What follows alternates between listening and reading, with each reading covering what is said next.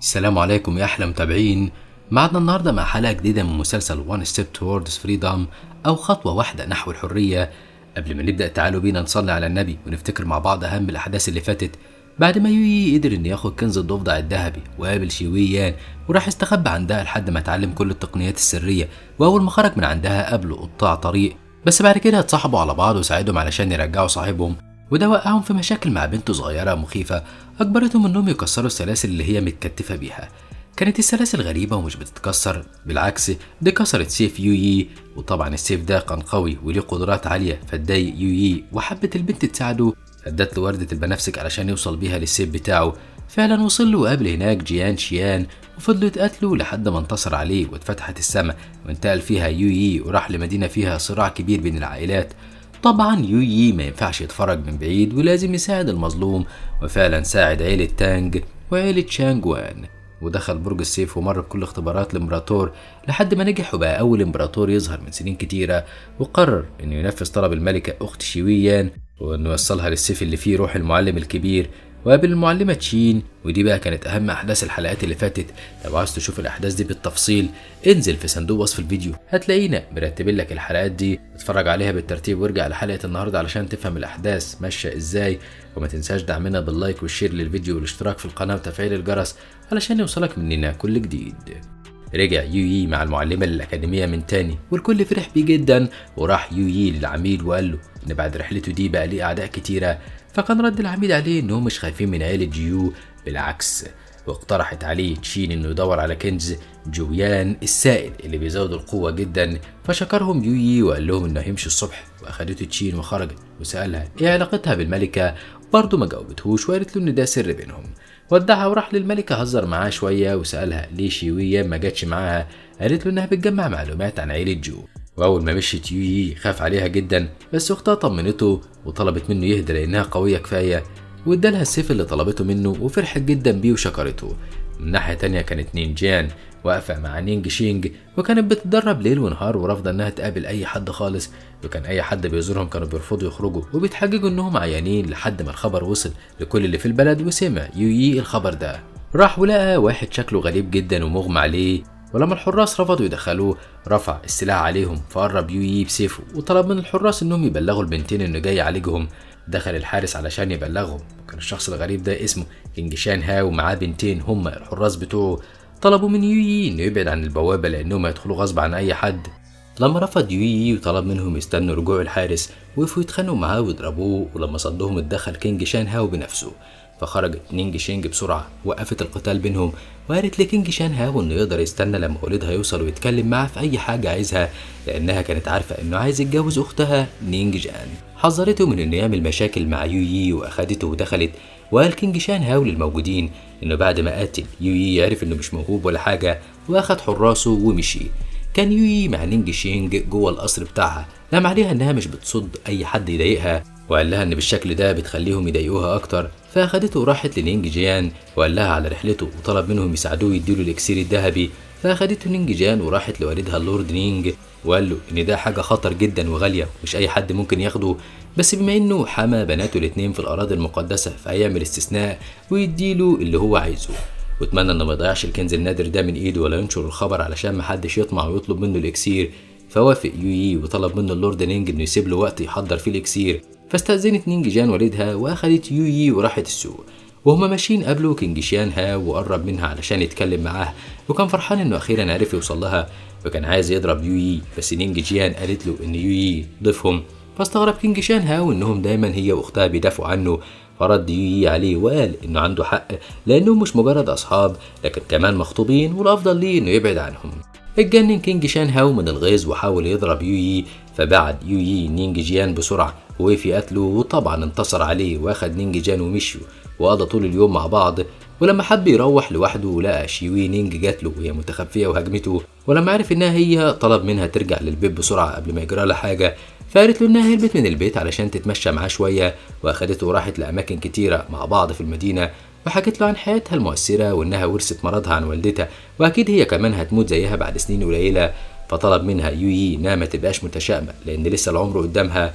وفي الوقت ده كان كينج شان هاو قاعد يخطط مع ميتشي وان ازاي ممكن يخلص من يويي علشان يتجوز نينج جان براحته. كان يويي قاعد في نفس المكان وسمعهم بالصدفة، فظهر لهم وقال لهم انه مستعد لهم وهجم عليهم.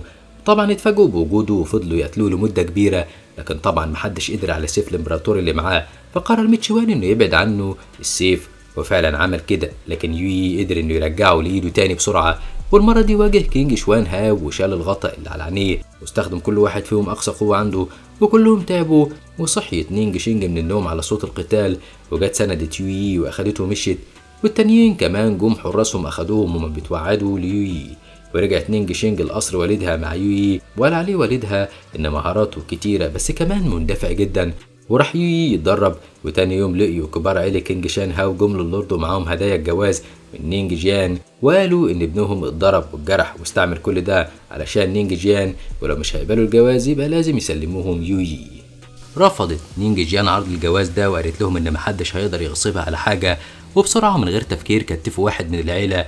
ولما جت نينج شينج تهجم عليهم بالتنين الجليدي بتاعها كتفوها هي كمان، وضربوا اللورد نينج بعدوه عن طريقهم علشان ما يدافعش عن بنته. واضطرت نينج جيان انها توافق على الجواز من كينج شان هاو علشان تنقذ اختها، بس يويي وصل واتحرك بسرعه البرق بينهم، وقال لهم ان ما ينفعش حد يجبر بنت على الجواز، وهجم على كبير عيله هاو، ووقفوا هما الاتنين يتحدوا بعض بقوته. وقدر كبير العيله انه يبعدوا، وكانوا لسه هيكملوا القتال، وقفت نينج جيان بينهم وقالت انها خلاص وافقت على الجواز من كينج شيان هاو، وطلبت منهم يستنوه بره على بال ما تجهز نفسها. فعلا خرجوا، ووقف اللورد نينج حزين على بنته، وقال لها يويي انه يقدر يحميها وما كانش لازم تستسلم بالسرعه دي. راحت بصت له بالقلم وضربته، وقالت له انه ما يقدرش يحمي حد والافضل ليه انه يخليه في حاله، وطردته من القصر. فزعل يويي منها وسابهم ومشي، وشاف ميتشوان وهو بيضرب حراسه فراح انقذهم من ايده. ولقى واحد من حراس اللورد نينج جه بلغه انه عايزه، ولما راح له اداله اللورد الاكسير اللي حضره له، وكان حزين جدا على اللي حصل.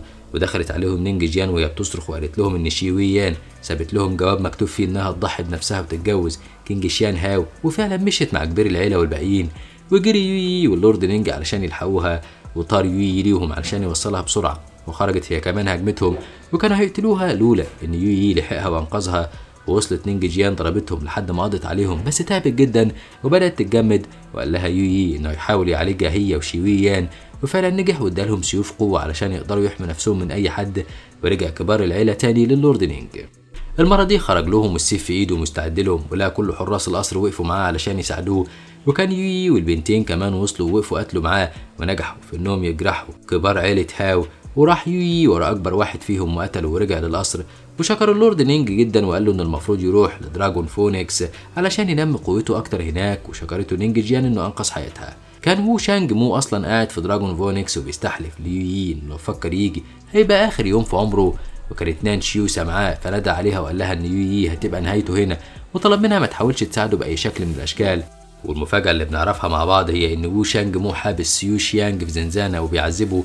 وبنرجع تاني ليويي وهو واقف مع نينج شينج، لا جيان شيان جاله بيهددوا انه هيبقى مع وو شانج مو، فلا نينج جيان ونينج شينج رفعوا سيوفهم عليه في لمح البصر، بس يويي هداهم ووعدوا جيان شيان انه هيساعده لو قابله تاني، وسابه مشي يويي هو كمان وراح لدراجون فينيكس ومعاه الاختين. واول ما وصل للبوابه والحراس عرفوا اسمه بدأوا يقتلوه لأنهم تبع وو شانج مو، وهو كان بيصد ضرباتهم بمنتهى الثبات وكمل طريقه. راح على المكان اللي هيقعدوا فيه وقعدوا يلعبوا ويتسلوا، فدخلت عليهم واحدة من حراس كينج شان هاو وطلبت من يويي إنه يساعدها وينقذ حياة الجد وياخد كل اللي هو عايزه. في الأول قال لها إنهم أعدائه، ولما ترجته كتير قال لها إنه مش هيقدر يثق في عيلة هاو بعد اللي شافوا منهم، فاتحرجت وخرجت من عنده ولمته. نينج شينج ونينج جيان قالوا له إن ما عندوش قلب، فحس بتأنيب الضمير وأخدهم وراح لأوضة عيلة هاو. واول ما شاف دونج ليو وقف وهدده انه مش هيقدر يأذي حد منهم طول ما هو موجود، ففهمه انه مش جاي يتخانق وحضر قوته علشان يستخدمها على الجد. لكن دونج ليو خاف منه وما كانش مديله الامان، فوقف منعه وخرجوا بره الاوضه وفضلوا يتقاتلوا. اما كينج شيان هاو فهجم على نينج شينج وهي ما سكتتلوش ووقفت تقاتله، وقربت نينج شيان من الجد واستخدمت قوتها عليه، ووقف يويي يقاتل دونج لي علشان يبعدوا عن الاوضه لحد ما الاختين خلصوا وخرجوا، اخدوه ورجعوا لاوضتهم. وكانت نان شيو معاهم واتغاظت لما شافت يويي مع البنتين، واول ما بقت لوحدها خرجت السجن اللي مديهولها وو شانج مو ولقت جواه شيويان، واتفاجئت ان شيويان تعرفها وطلبت منها انها تساعدها، بس طبعا نان شيو رفضت وتعصبت عليها وقالت انها مش خدمتها. فقالت لها شيويان ان يويي محتاجه ولازم تساعده، وطلبت منها تفتكر موقفه معاها وهل كان بيساعدها وكويس معاها ولا لا. فافتكرت نان شيو كل حاجه يويي عملها لها، وادت لشيويان كرة اديهاله. وكان يويي قاعد مع البنتين وكالعادة بيستفزوا بعض، وحس ان في صوت حد بيراقبه، ولما خرج يشوف مين لقى حراس يو شيانج وهربوا منه بسرعة. بس هو راح وراهم وفضل يقتلهم وقال لهم انه بقى مختلف عن الاول، وفعلا هزمهم. فقالوا له انهم كانوا جايين ليه علشان يساعدهم وينقذ سيو شيانج، وحكوا له على اللي حصل له من وو شانج مو. قالوا له ان سيو شانج ساعده كتير، ده غير ان هدفهم واحد وهو موت وو شانج مو، وانهم هيساعدوه، لكنه رفض وقال لهم ان سيو شيانج هو كمان عدوه ومش هيساعدوه. نبهوه ان وو شانج مو لو قدر يوصل لمستوى دراجون فينيكس وقتها مش هيشوف حتى ظله، وهيبقى العالم كله ضده وعايز يقتله. فرجع يويي لعيلة هاو واخد البنت اللي طلبت منه المساعدة على جنب وضربها. وتاني يوم راحوا كلهم على جبل دراجون فينيكس، وقربت كينج من يويي وسألته هل لو بقت خدامة عنده هينقذ الجد. فقال لها انها لو اثبتت اخلاصها وضربت دونج ليو بالقلم هيخليها خدامته. فقربت من دونج ليو ضربته بالقلم، ولسه هتضربه تاني مسك ايديها ورماها في الارض، وبانت حقيقته قدام الكل وانه ما كانش بيعالج الجد وكان عايز يخلص منه. ووقفت نانشي وساعدت صديقتها كينج، ولما جه يضربها جري يويي عليها وحماها. المفاجأة ان سيو شانج ظهرت وكانت هدومه كلها دم، وبقوا فريقين واقفين ضد بعض وكل واحد ليه انصاره. بدأ القتال واستمر لفترة طويلة قوي، واستخدم كل واحد منهم اقصى قوة عنده. وقال لسيو شيانج ان الشيويان كانت موجودة في السجن معاه وهي اللي خرجته من السجن علشان يساعده. وكان وو شانج مو شايفهم وسامع كل حاجة، فاستخدم سحره وصح الأموات خلاهم زومبي وأمرهم يهاجموهم. فوافق يويي ان كينج تبقى خدامة عنده وادالها سيف وراح يقتل الزومبي. وطلع سيو شانج الطائر بتاعه وخلاه يقتل الزومبي. ظهر اللورد زينيان ووقف يقاتل يويي ويهاجمه، لكن يويي فجر بيه المكان لحد ما قضى عليه. لكن وو شانج مو استخدم الجرس السحري تاني وبقى بيبعت له زومبي كتير. ولما يويي قضى عليهم لقى نانشيو جاياله، فرفع سيفه في وشها وقال لها انها عدوته. فطمنته على شيويان وقالت له انها ساعدتها وحررت روحها ورجعتها لوعيها وممكن دلوقتي تساعده. وكان وو شانج مو قاعد مع معلمه الكبير وشيويان بيتفرجوا عليهم، وشاف انقلاب نانشيو عليه، فقال لهم انها مجرد لعبه في ايده، وطلع الجرس اللي معاه وخلاها عايشه في الهلاوس. وشها اتكسر وبقى يخرج منه طاقه غريبه جدا. وقعت في الارض وجري عليها يويي وما كانش فاهم ايه اللي بيحصل لها، فقالت له ان ما كانش عندها بيت وكان هو بيتها اللي بيحميها في الاوقات الصعبه. وشكرته على كل حاجه حلوه عملها لها، وتاسفت له على كل حاجه وحشه عملتها له، واختفت للابد. فقام يويي واخد الكرة اللي كانت معاها ووقف يقاتل كل المحاربين اللي مع وو شانج مو، هو كله غضب منهم ومن سيدهم، وبقى عمال يقتلهم من غير رحمة علشان ينتقم من اللي حصل لنانشيو.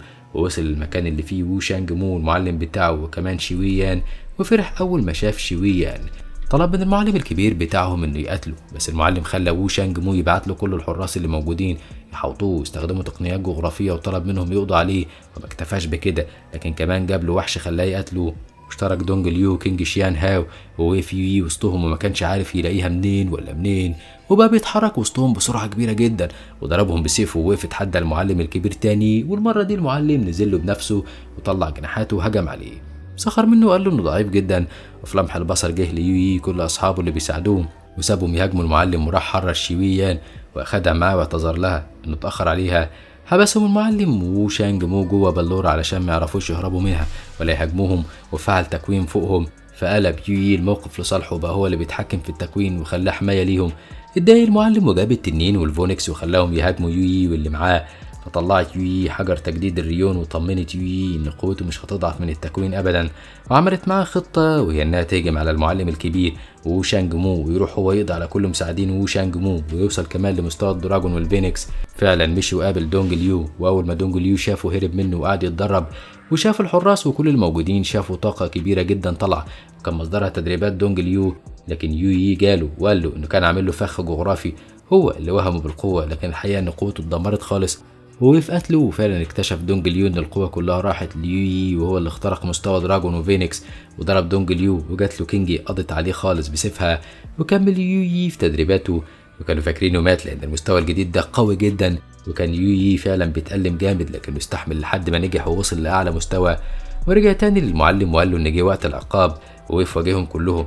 وجات مقاتله جديده تساعد وو شانج مو، كانوا مستغربين من المستوى اللي هي فيه، وسالتها شيويان هي مين. فرفضت المقاتله تجاوبها، وقالت لهم انهم لو مشوا من قدامها هتسامحهم. لكن يويي قال لها انه وصل لاعلى مستوى من الدراون والفونكس ومحدش يقدر يعمل لهم اي حاجه. وطلبت من شيويان انه يستنى على جنب ويسيبها هي تقتلها. وكانت نينج شينج مبهوره بقوه شيويان، بس بعد شويه من القتال تعبت جدا شيويان، والمقاتله هي كمان تعبت. فوقف يويي يحاربهم بسيفه، وكان ساند شيويان بايد، بس قوته قدرت توصل للمعلم وطعنه بسيفه ووقعه في الارض. ولقى مدى الجديد جاله ووصول جينجي والمعلمة تشين ومقاتلين كتير من الأكاديمية. قرب يويي من المعلم وسأله لو عايز يكمل قتال. المعلم بص يمين وشمال حواليه ولقى كل المقاتلين اللي تابعوا ميتين، وقال ليويي إن هيبقى في لقاء تاني بينهم. وكانت شويان تعبانة جدا فشالها يويي ومشي، بس هي فكرته إن كينجي عملت كل المطلوب منها ودلوقتي الدور عليه إن يعمل المطلوب منه مع جدها. فعلا ساب شويان مشيت مع تشين وراحت معاه الأكاديمية، وراح هو مع كينجي. وعلى بال ما وصلوا للجد لقوه واقف في الشارع وحواليه مجموعة من المتنمرين عايزين يقتلوه، فطلع يويي سيفه وضربهم كلهم واخد الجد على العربية ولقاه تعبان جدا، فسلط كل قوته عليه وعالجوه وسابه وراح على الأكاديمية وقابل تشين بوتيان وكان عايز يدخل يطمن على شويان. ولما تشين بوتيان منعه علشان هي نايمة بترتاح، خاف يويي إن يكون بيكذب عليه وهي تعبانة، فقتله لحد ما شغل تشين بوتيان مع زميل تاني ليهم وجري دخل لشويان ولها فعلا بترتاح فسابها وخرج وراح للعميد.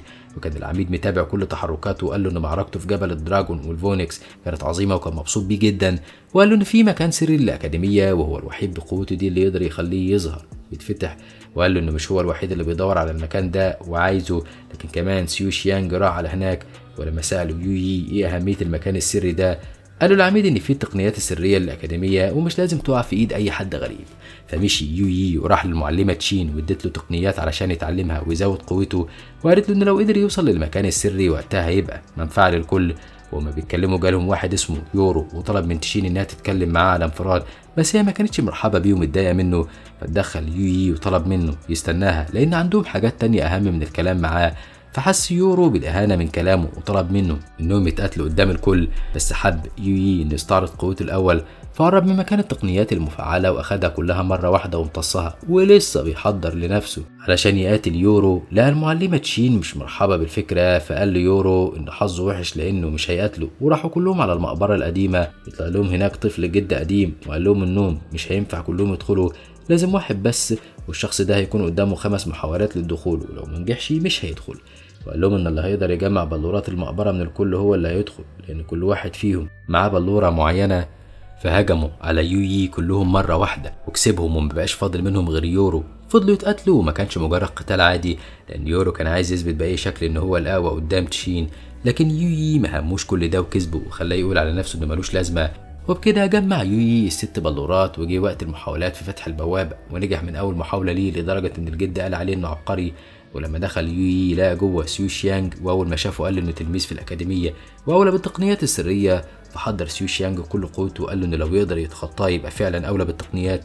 وقفوا يتحدوا بعض وطلع كل واحد صورة روحه وسيفه ووقفوا يتقاتلوا، والمفاجأة إن يويي تقدم على سيو شيانج وحط السيف على رقبته، فاعترف سيو شيانج بالهزيمة وقال له إنه كده التقنيات بقت من حقه، وسابه وطلع واخد نبات سحري من المكان وخرج هو كمان وراه، وراح للعميد اداله نبات سحري وقال له ان النبات ده هو الحاجه الوحيده اللي لقاها جوه. جري من عنده راح للشيخ هو مونان وساله عن مكان الساحره البربريه، وطبعا دفع له مبلغ كبير علشان يرضى يجاوبه. وقال له الشيخ ان دي ارض بعيده ومحدش زارها قبل كده خالص، بس ممكن الطور الحديدي صديقه يكون عارف عنها معلومات اكتر. وكان الطور الحديدي في القرية بتاعته، وجاله لورد تبع وشانج مو وحبس كل أهل قريته ببلورة، ولما جه يحبسه هو كمان حرر نفسه وهجم عليه. فقال اللورد إن شكله تهاون معاه وفضل يحاول يضربه، ولحسن الحظ جه يويي وحرر كل سكان القرية وضرب حراس اللورد وخلاهم كلهم يهربوا، حتى اللورد هو كمان خاف وهرب. ففرح كل سكان القرية بيويي وهتفوا باسمه. وبعدها راح يويي لزعيم القبيلة وسأله عن ساحرة البرابرة، فسرح الزعيم شوية وقال إن الوقت متأخر ولازم يمشي. وقعد الطور الحديدي مع يويي وكان فرحان جدا برجوعه، وحس يويي إنه بيكذب عليه وبيخدعه، وقرر إنه يعترف له بالحقيقة وسأله هيكون رد فعله إيه لو عرف إنه مش ملك البرابرة. فقال له الطور الحديدي إنه برضه هيفضل تابع ليه وماشي وراه. ففرح يويي وأخده وراح لبوابات الطاقة وفتح لهم بوابة جديدة والكل شكروا، وبعد شوية دخلوا اتمرنوا فيها. يويي هو كمان دخل اتدرب معاهم، ولقى بحر الروح صورة روح جديدة للأسد الملك، وسمع صوت واحدة من بنات القرية بتصرخ فجري عليها علشان ينقذها، ولقى وو شانج مو خانقها فضرب يويي بسيفه، لكنه هرب منه وقال له انه مستنيه عند البركة، ولو ما كانوش خلال 3 أيام هيقتل كل أهل القرية. فعلا راح له يويي بعدها وهو معاه نينج شينج ونينج جيان وكينجي، وقابله عند البركة وقال له انه جاي علشان يموته وهجم عليه. ولاحظ الكل ان وو شانج مو طور من قوته جدا، وبقى يويي عمال يهرب من ضرباته ومن صور الروح اللي عمال يهجم عليه بيها. واستمر القتال بينهم لوقت طويل جدا، ونجح يويي ان يجرحه في الاخر وقرب منه يويي علشان يقضي عليه خالص بسيفه، فلقى 4 تماثيل اسهم بنات الجحيم وكانت نين جيان والباقيين عايزين يساعدوه ويقتلوا بنات الجحيم، بس يويي رفض وطلب منهم ما يتدخلوش، وفعلا قضى عليهم بنفسه وهجم تاني على وو شانج مو وقطع له دراعه. وعلشان يخلص من الموقف ده قبل ما يموت طلع مادة من معاه ورماها في المية فعملت انفجار وبينت شكل جثة، فافتكر يويي انه خلاص قضى عليه، لكن الحقيقة ان وو شانج مو هرب. رجع القصر بتاعه والمعلم لسه كان بيتكلم معاه، لقى يويي والبنات وصلوا له، وده بعد ما يويي عرف خدعة وو شانج مو. فدخل المعلم وو شانج مو القصر ووقف هو يواجه يويي، وقال ان هو اللي هيواجهه بنفسه. وراح وقف وسط حراسه ووحدوا قوتهم وعملوا مصفوفة كبيرة، فطلع يويي خريطة تاو اللي معاه وحطها تحت المصفوفة، فحجبت قوتها خالص واتحرك هو والبنات بالسيوف اللي معاهم. لكن المعلم وجه لهم ضربات فوقعوا كلهم ما عدا يويي، كان جوه بلورة حماية مع سيفه واقف تحت الورقة الذهبية بتاعته، وخرج منه قوة كبيرة جدا قضت على كل الحراس والمصفوفة. وبكده رجع المعلم تاني لوحده. ويويي مع البنات طلبوا منه يستسلم ويسلم وو شانج مو، بس المعلم رفض ووقف يقتله بكل قوته. فخرج يويي صورة روح المقاتل العملاق، ودي كانت أول مرة يستخدمها، وبضربة صغيرة منه وقع المعلم وقضى عليه خالص. وكان وو شانج مو لسه بيعالج نفسه، فلقى يويي واقف عنده وحاول وو شانج مو إن يهاجمه، بس كان ضعيف ومسكه يويي خنقه. فضحك وو شانج مو قال له إن لو مات فجينجي هي كمان هتموت، فرماه يويي بعيد ولسه بيقرب عليه لقى واحدة متخفية أخدته واختفوا هما الاتنين. وفضل يويي مش فاهم ايه علاقة جينجي بوو شانج مو، وكانت جينجي في عيلتها بتواجه مشاكل وصراعات كتيرة، وظهر لها محارب من عيلة تانية كان عايز يدمرها هي وعيلتها وما كانوش قادرين عليه. ومرة واحدة لقت يويي وصل لها وانقذ موقف عيلتها، وعرف نفسه على انه زوج جينجي المستقبلي، فقال له المقاتل انه يبقى ليه الحق في انه يتدخل وكمان يموت.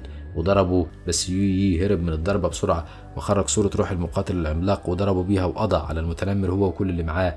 وبعدها اخد جينجي وسالها عن وو شانج مو والكلام اللي قاله له، فاكدت له انها ما شافتهوش قبل كده خالص. فقال يويي ان وو شانج مو اكيد خدعه، قال لها تكبر دماغها من الموضوع وهو هيبقى يتصرف مع وو شانج مو على كذبه، وقالت له ان كل ما يبعد يبقى اقوى ومش هتقدر تلحقه. وفضل يتكلم ويهزر معاها، وستارز كان واقف من بعيد بيراقبهم ومتغاظ، وفجأة حس بحد موجود، ولما جه يشوف مين طلع وو شانج مو وقال له انه لو اتفق معاه يخلصوا من يويي بسهولة. فوقف ستارز يسمع له. وتاني يوم لقى يويي كينج جاية لحد عنده وبتطلب منه انه يساعد جدها تاني ومعاها نين جيان، وترجته انه يرجع معاها الأكاديمية لأن في مشكلة كبيرة. وبنشوف له مقاتل قوي هجم على الأكاديمية وحاول يضرب الشيخ هو مونان، لكن الشيخ والمعلمة تشين وقفوا صدوا كل ضرباته، وكانت أولوياتهم هي حماية الطلبة الموجودين. فوصل يويي بسرعة وقف في وش فلو، وكانت المعلمة تشين خايفة عليه، لكنه بعدها وقف قتله لحد ما انتصر عليه وكان هيمشي. لكن فلو قال له على سر خلى يويي اتعصب وقتله، والأول مرة يويي خاف. بس يا ترى ايه السر اللي خلاه يعمل كده؟ ده اللي هنعرفه في الحلقة اللي جاية. فلو عجبتكم حلقة النهاردة ما تنسوش دعمنا باللايك والشير للفيديو، وما تنسوش الاشتراك في القناة وتفعيل الجرس علشان يوصلكوا إشعار بالحلقة الجديدة.